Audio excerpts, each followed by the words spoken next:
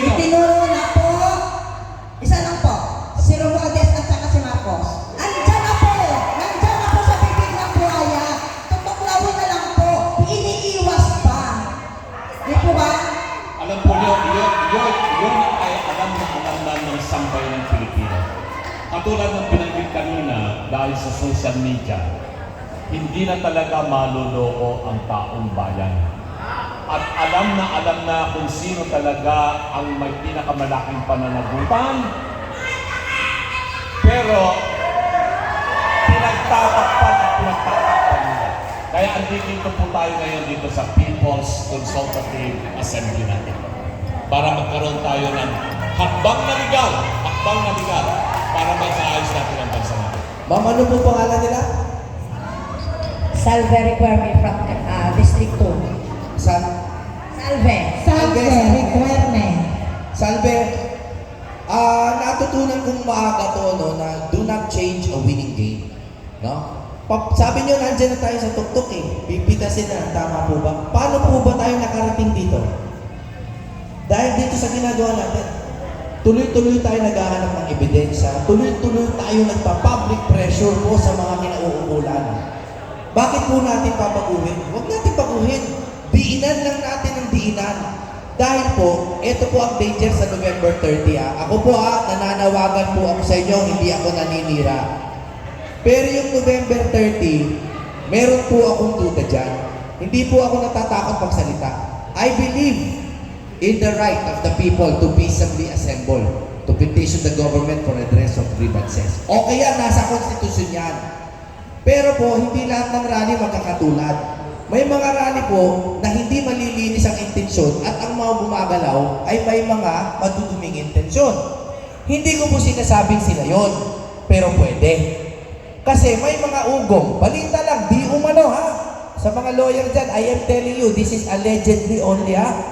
May mga nagsasabi na yan po ay kolusyon kasama ang kaliwa. At hindi lang po komunista, kundi terorista level. Paano po kung sila ay magtagumpay sa kanilang panawagan na tanggalin ang dalawang leader natin, ilagay sa junta o sa kanilang kung sino man ang militar na tinitingala nila, at doon ilagay ang kapangyarihan, delikado po yan. So, yung ginagawa natin, na tuloy-tuloy lang sana, baka i-hijack nila, baka baguhin. Kaya sa akin po, ang dapat nating pinagtutuunan ng pansin ngayon, iisa lang. Pag-resigning po natin yung Pangulo. Pressurein natin. Nagwo-work, di ba? Gumagana. Sabi nyo, nandyan na tayo sa tuktok. Tama kayo. Tuloyin natin ang ituloy, no? At dapat sumunod tayo sa constitutional succession, si VP ang ipalit. Huwag po kayo pumayag sa kahit ano pang option. There is no other legal option. Huwag na yung mga hunta-hunta na yan kasi hindi natin alam kung kanino mapupuntang kapangyarihan yan. Tanggalin po natin sa legal na paraan si BBM, ilagay si Sara. Ayan, dito tayo kasi ate, nagigigil. Taas na. Meron pa siyang hugot kanina eh. Kasi nung nakita niya si Atty. Raul at saka si Atty. JP Bondo, sinabi niya yung mga yan, binoto ko yan eh. Binoto namin yan eh. Pinano po sinasabi. Salamat po. Yes po, kasi sa totoo lang po, ang mga solid Duterte, solid po yung binoto namin. Solid po yan. Nagtaka kami. Bakit ilan lang po ang lumabas? Kaya budol po talaga. Ayan, dito ako kasi nagigigil si ate. Tanong ate, para mabigyan ikaw ng boses at hindi ka masumigaw. Mayroong mikropono. Magandang laro ito. Presidente ng mga kababaihan. Mabuhay ang mga kababaihan! Maganda consultancy. Ako po si Dapat Sara damihan ng nito. Barangay Color. Nung Dapat simula sa pa ng barangay eleksyon, barangay. kay Ate Rosel po kami. Na, presidente pa ako ng Makunawakan Color nila sa yung very mga business kababaihan. democracy. Ngayon, bago mag-eleksyon, Democratic kami pa process to mo. inalula po ako, kinapang na po ako ni Vargas. Ibayaran po kami ng Oy, may gapang na yan! Basa ng baho dito. Ngayon, iba ang sinulat namin kasi ako po, kung pamilya ko po, solid Duterte. Kaso lang,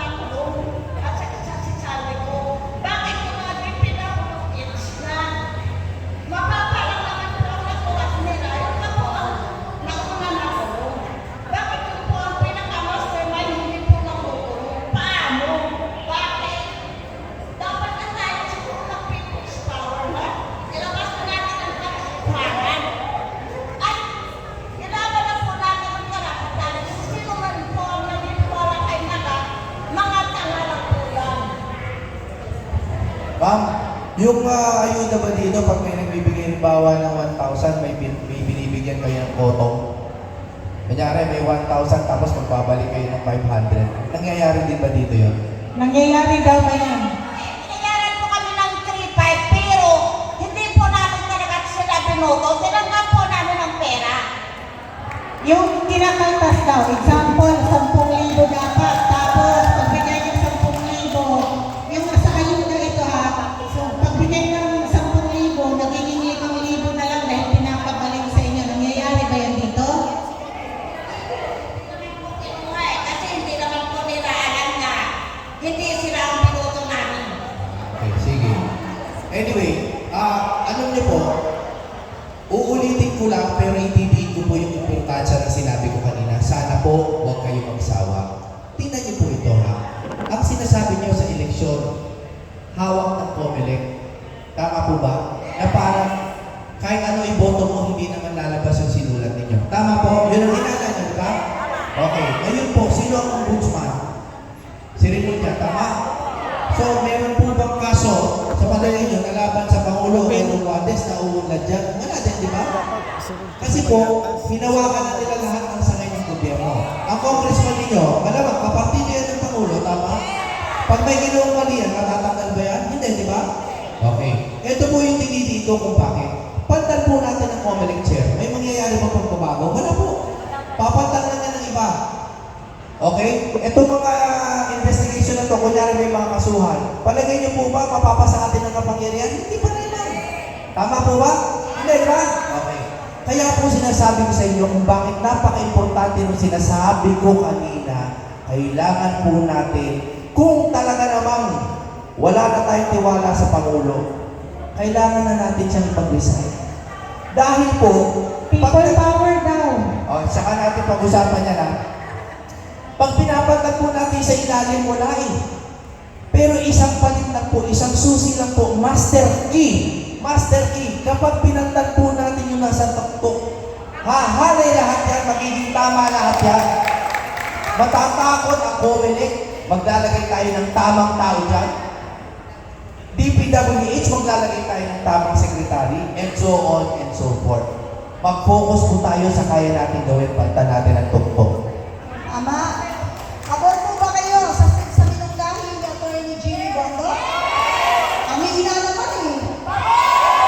Alam niyo, to make it short, sa totoo lang, kahit sino pa ang idiin ninyo at ituro ninyo, yung nakatataas, yung pinakapinuno, kung ang kumpas ay bumo at tama, ano pa ang aasahan natin?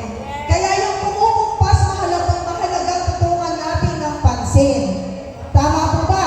Yun yung pinipilit ipaunawa sa atin ng ating Atty. Jimmy Bondo. Kapeni, meron akong idadagdag. Pasensya na kayo na asosyan ako. Meron po akong i-share sa inyo na bigat ng loob. Kasi po yung sinabi bakit hindi mag-people power. Tama po ba? Gusto ko yan. Bigat yan eh. Pero alam niyo po, ang dami na namin na-organize na rally. Alam niyo po, pag sa Davao nag-rally, wala pong binabayaran dyan. 1 milyon pumupunta sa kalsada. Pati po sa Cebu, wala po. Ang sakit po, ang bigat ng loob ko, dito po sa NCR, tuwing may rally, kahit po yung may prinsipyo, nagpapabayad.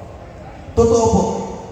Nasanay po ang NCR, hindi ko alam kung bakit. Siguro dahil we're so close to the center of power, nasanay tayo na may nag-aabot ng pa 1,500, tapos may mobilization fee. Pero ako ba ay galit sa tumatanggap niyan? Siyempre hindi. Kailangan nyo naman yung makakain, siyempre. Tama po ba? Pero sa totoo, ano po ang hadlang sa totoong people power? Pera po. Pera po. Kasi po ako nag-organize na ako, naghanap na ako ng mga libreng singer, libreng stage, lahat na lang pwede kong libre o kaya discounted. Pero pagdating po sa tao, may dadating na leader sa akin, Sir, makikisa kami. Sir, 1,000 kami. Sa totoo po, 500 talaga per head. Tapos yung jeep namin, sir, 4,000 kasi yan eh. 4,000 po yan, 20 na tao. Tapos po, pag tumagal po ng 8 oras, syempre po may mga pamerienda po. So, gawin na po natin 1,000 o mga 1,200 ha, pag lumagpas. Oh, tama hindi? May mali ba doon? Hindi naman. Hindi naman, di ko po kayo naakusahan ha. Pero yun yung hadlang, no? Yun yung hadlang. Ano solusyon? Hindi ko po alam. Pero ako, nagdadasal ako na umabot po ang ating galit at pumutok sa gobyerno to. To the point na kahit kayo na gagastos, mga kalsada kayo. Aabot pa tayo doon? Hindi ko alam.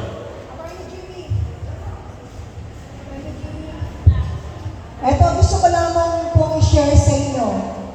Ngayong hapon na to, umabot po tayo sa punto ng inyong panawagan. Bakit?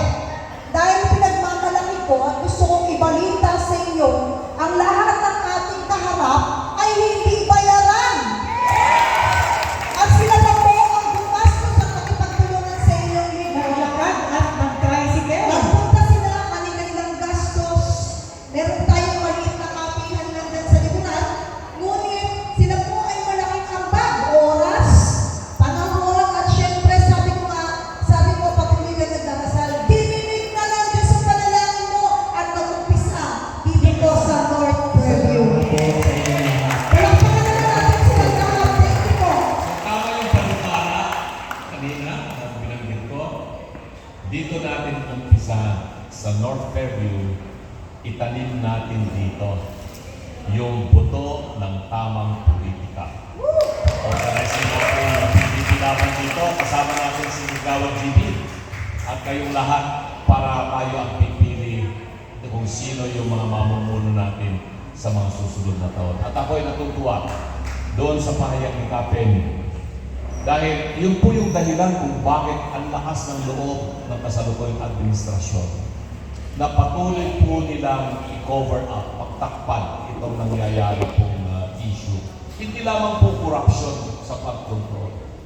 Korupsyon sa lahat ng sangay ng pamahalaan, sa BIR, sa customs, sa DOH, sa transportation, lahat halos. At lahat po ng ahensya, sobra talaga yung nangyayari ng korupsyon. At hindi lamang po yun. Nabanggit din ni Kajini kanina, pinagtatakpan din nila yung tunay na sitwasyon ng ekonomiya ng ating bansa.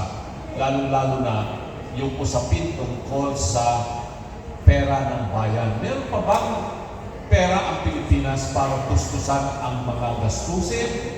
Dito sa 2026 budget, 6.7 trillion ba yung ma-approve na budget? O, tas uutangin. Tapos ang uutangin ay mahigit 2 trillion.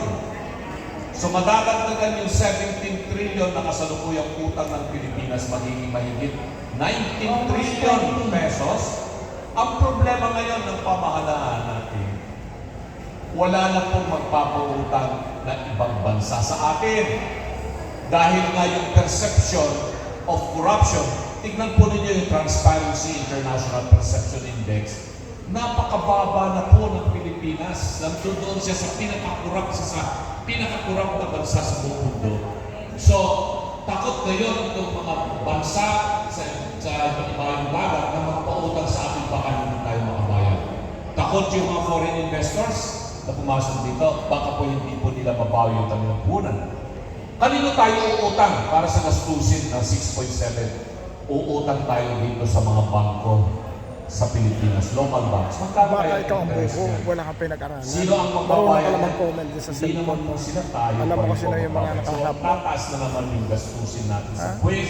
Ayan, nagsasalita etc. niyan, May constitutionalist. pagkakasama ang bayan natin Law professor sa yan kasalukuyang sa mga administrasyon. law school Kaya pa ba university, naman ng 2028 UST. isin natin ito? Ateneo. Kaya niyo pa ba? Ikaw, ano ka? Bubo. Panawagan namin. Bakit ka? Sige, si Karinet mo na. Ako Ano? po naniniwala na Depend. may pag-asa. Depend Bakit? ka, bubo ka. Alam po natin, o kung hindi naman po alam, Ayan, babae na yan, no? ang Abogado yan, professor yan. Ang Davao City po, walang utang.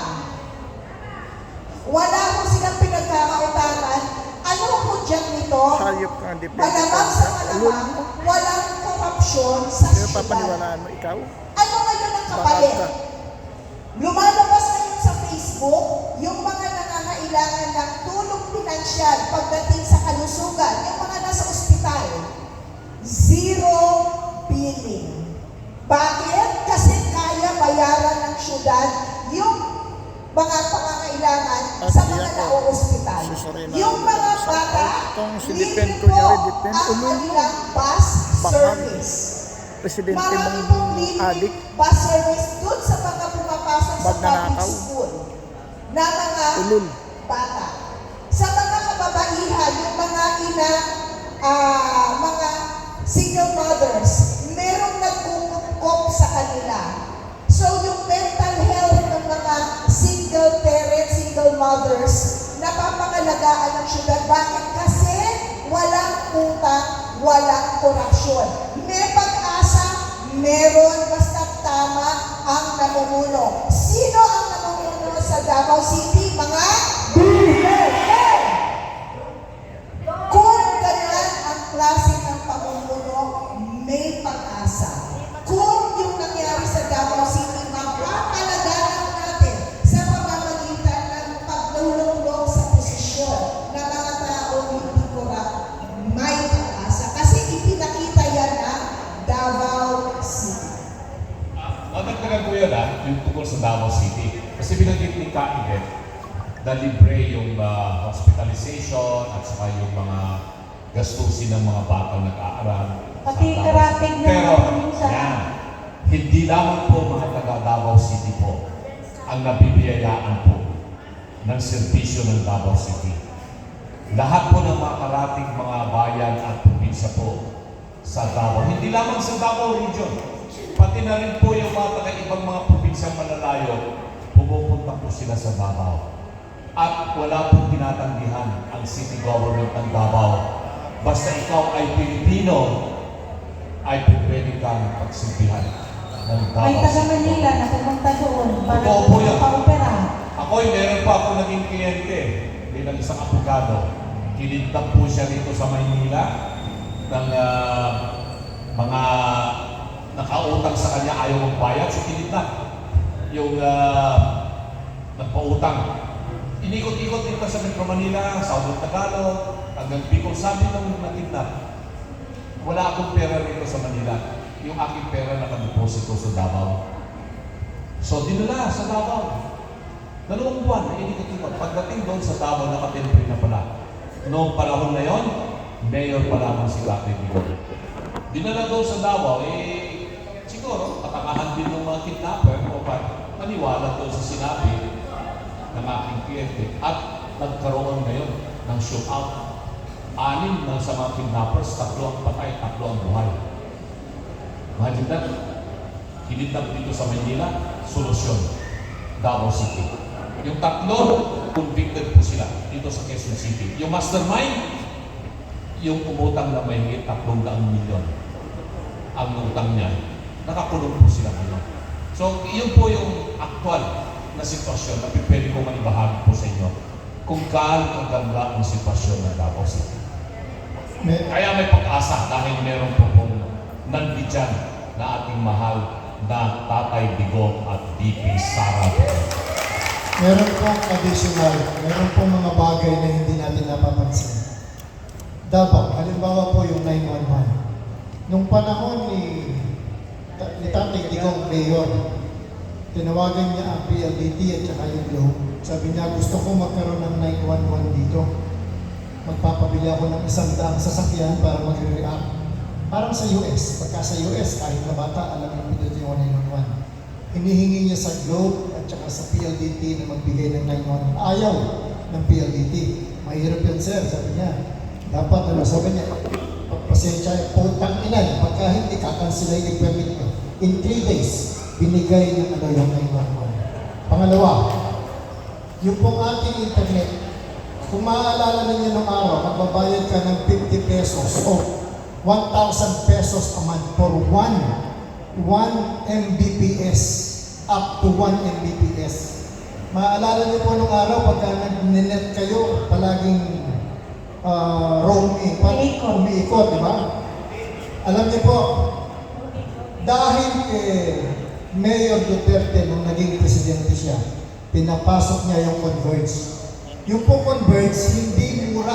Kaya lang, yung PLDT tsaka yung Globe, nagbaba sila ngayon. Ngayon, meron kayong 50 pesos, pwede na kayo mag-internet ng 1 linggo. Di ba? Nung araw, 1,000 pesos, 1 Mbps. Meron po isang kaso yan. Si Ramon Ang. Si Ramon Ang, pinipilit nila na baka daw pwedeng mag-caretaker. Noong pong panahon ni Pinoy, papasok sana dito yung Telstra para maging third internet provider. Yung pong Telstra, wala siyang backbone. Ibig sabihin, pwede siyang magdala ng internet sa Pilipinas, pero hindi niya pwedeng i-distribute. Yung Telstra, nakipag-usap kay Ramon Ang. Meron pong frequencies na naka-assign sa San Miguel, yun ang dapat gamitin ng Telstra. Ang ginawa ng PLDT at saka ng Globe, dinimanda nila si Ramon Ang.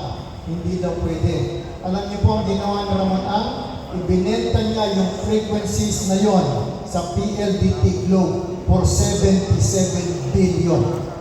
Nakinabang siya dun sa property ng gobyerno. Kung hindi niya binenta yon, sana matagal nang mura ang ating internet. So, hindi lang po natatapos dun sa health. Marami po mga bagay na pinakikinabangan natin ngayon na kung hindi dahil kay PRRD, wala pa po sana sa atin. Thank you. Mayroon pa po tayo 10 minutong na lalabi bago po tayo magtapos kasi hanggang alas 7 lamang po yung ating programa dito. Pero hindi rin po ito